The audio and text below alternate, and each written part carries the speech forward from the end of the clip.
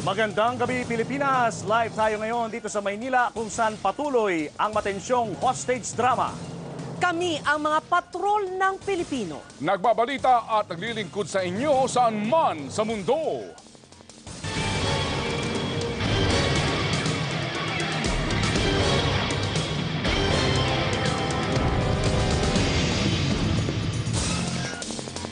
Maabot na sa halos 9 na oras ang tensyon sa hostage-taking ng isang tourist bus sa Quirino Grandstand sa lungsod ng Maynila. Simula kaninang umaga, siyam pa lamang ang napapakawalan sa 25 bihag na sakay ngayon ng bus. Tama ka dyan, Ted. Bukod sa nagluluksa ngayon ang kalangitan, ay hindi pa rin sigurado ang kahinatnan ng 17 pa mga bihag, 15 po na pinaniniwala ang mga Chinese national at 2 Pilipino na nasa loob pa rin ng bus na ito na pag-aari ng Hong Thai Travel. Bagyang nahihirapan po ngayon ang mga otoridad sa pakikipagnegosasyon, gayon din ang media dahil sa patuloy na pagbuhos ng malakas na ulan. Gayunman, sinisikap pa rin ng mga negosyador na tapusin ang pangyayaring ito upang hindi po makaapekto sa imahe ng ating bansa itong mga nangyayari ngayon. Tensyonado pa rin ang sitwasyon dahil sa mga mensahe na pinaskil ni Mendoza na may mangyayari kaninang alas 3 ng hapon. Subalit awa ng Diyos hanggang ngayon po ay maayos pa rin ang mga nagiging kaganapan dahil simula kaninang alas 3 ng hapon ay napalaya pa ang isang hostage. Sa ngayon ay halos umaabot na po sa 9 na oras ang kaganapan dito.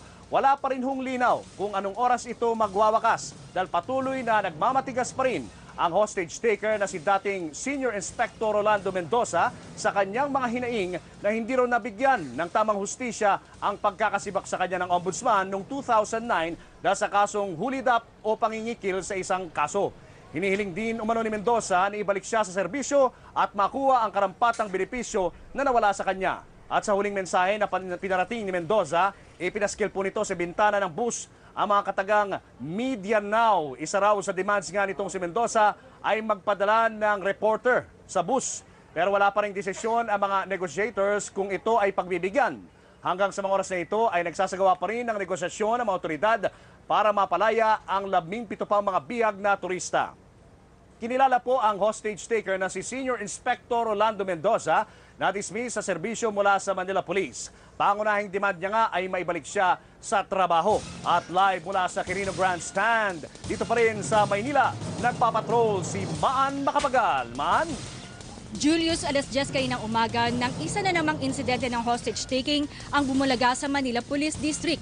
Ang mga biktima, 22 turistang banyaga na lula ng isang bus, kabilang pa ang 4 na Pinoy. Ang hostage-taker, isang pulis, Maynila. Alas 10 ng umaga kanina nang parahin at nakisakay si Police Inspector Rolando Mendoza sa Hong Thai Travel Bus sa Port Santiago.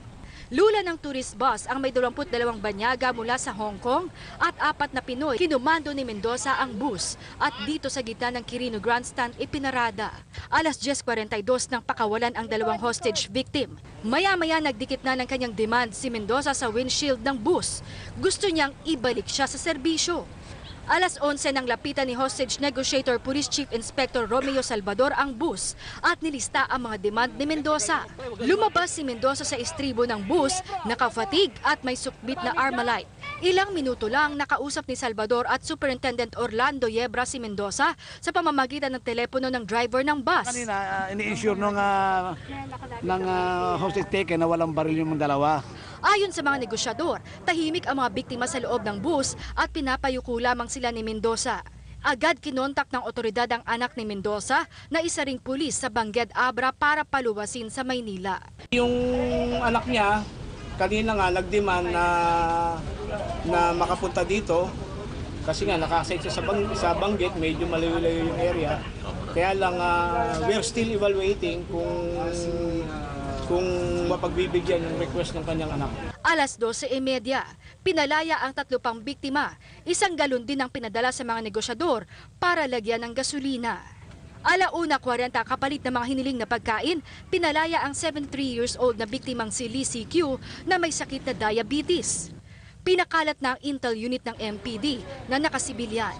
Nagpaskil naman ng papel sa pinto ng bus si Mendoza. Tila isa itong ultimatum pagsapit ng alas 3 ng hapon. Alas 2:20, pinalaya ang Pinoy photographer na si Rigor Cruz. Dumating ang asawa at kapatid ni Mendoza na isa ring pulis. Hiniling niya sa otoridad na makausap man lang ang kapatid. Pasado 3:00, kinausap ng kapatid si Mendoza. Kinumbinsi ito na huwag ituloy ang 3:00 na ultimatum nito. Huwag mo muna ituloy yung 3 p.m. deadlock. Ha? Extension tayo. Hindi, huwag muna, tol. Ipapaliwanag ko muna sa kanila yung sama ng loob natin pareho. Sabay nito nagpaskil na si Mendoza sa bintana ng bus ng Media Now.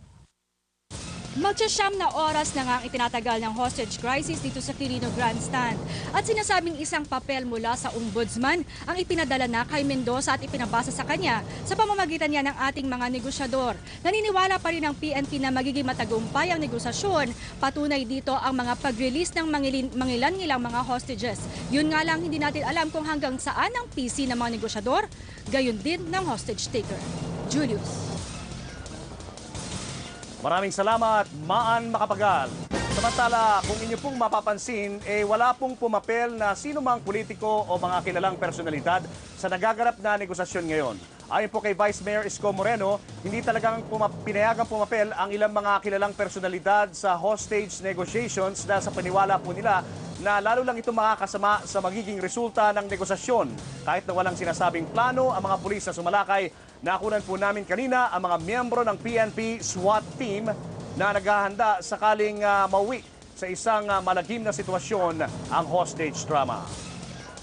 Kabilang rin ang mga bata at isang matandang Chinese sa mga unang pinalaya sa nagaganap na hostage taking dito sa Quirino Grandstand sa Maynila.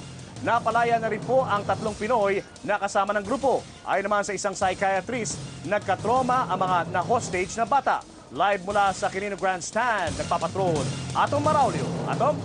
Julius, batay sa nakuha nating tourist manifesto at impormasyon galing sa Chinese Embassy, lumalabas na 21 ng mga turista galing Hong Kong na naipit sa hostage-taking situation dito sa Maynila.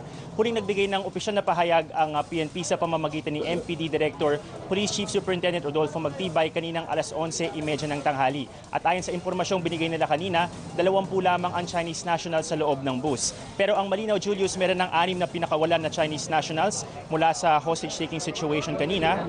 At ito ang sinasabing hinostage ni Police Senior Inspector Rolando Mendoza.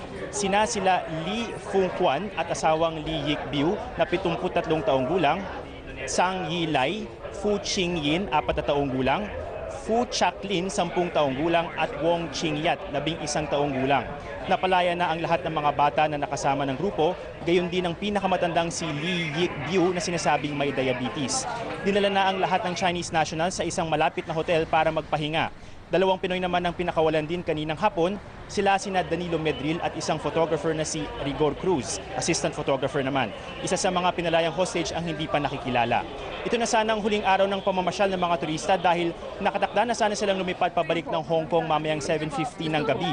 Mula sa Fort Santiago, dadaan lang sana sila dito sa Quirino Grandstand para mananghalian.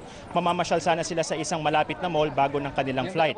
Ayon sa isang clinical psychologist na tumingin sa mga batang hostage, nagkaroon ng slight trauma ang mga batang hostage. Sa Hong Kong na lang daw sila magpapagamot. The hostages are in good, are in safe mood, are in peaceful mood, and they are quiet and they are calm. Takot daw siya. Gusto na lang niyang umuwi. Pauwiin na lang daw sila. Para makapaglaro na. We want to play na. Ayaw na namin dito. Almost is finished the tour. We are almost closing the door. And then there's a, look like a military man just entering in. And then I was just wondering, why is it there's a new face going to our bus? Then he said, I just want to hitch a ride. But I saw him is with a gun. So of course, I really don't want him to get in because they are all tourists there inside. Yeah. And then he's shouting, close the door. And then the driver is very scared. Of course, I have to sit down, no choice. And then that's it. Julius, batay dun sa tourist manifesto at impormasyon sa Chinese Embassy, lumalabas na 15 na lamang ang mga Chinese nationals sa loob ng bus kasamang isang Pinoy na driver. Pero bukod sa Chinese Embassy, nagpunta rin dito sa Luneta PCP ang mga opisyal ng Korean Embassy at kinumpirma nilang walang Korean national sa loob ng bus. Kasalukuyan namang nandito ang ilang opisyal mula sa British Embassy pero sa ngayon ay hindi pa natin sila nakakausap. Julius?